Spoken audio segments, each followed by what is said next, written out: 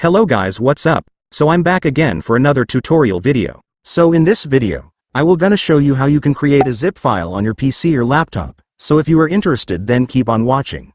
But before all that, if you are new to my channel, consider to like and subscribe for more videos like this, and also, you can comment down below if you have something that you want me to make a tutorial about. So without further ado, let's start the tutorial. So to create a zip file on your PC or laptop, it's actually pretty easy. So for the first step, I want you to go to your File Explorer. And once you're on your File Explorer, next, go to the location of the files that you want to turn into a zip file. In my case, my files are saved in the Downloads folder, so this is where I should go.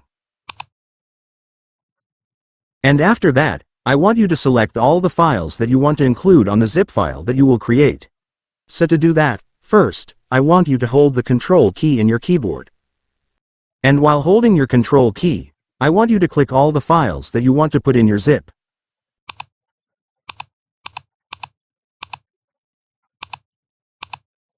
And after that, all your files will now be selected. So now that you've selected all the files, next, I want you to right-click any of these files you selected.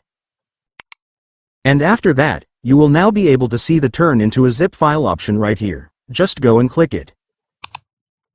And after that, it's done. Your zip file will now be created. You can now rename it depending on what you want. And then that's it guys, you will now have your zip file. But what if you already have an existing folder and you want to turn it into a zip file? So to do that, it's also pretty easy.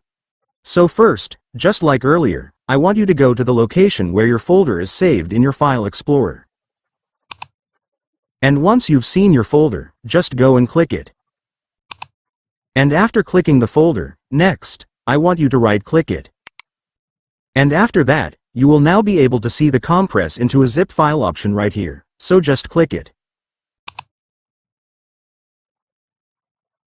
And then it's done guys. Congratulations, your folder will now be turned into a zip file.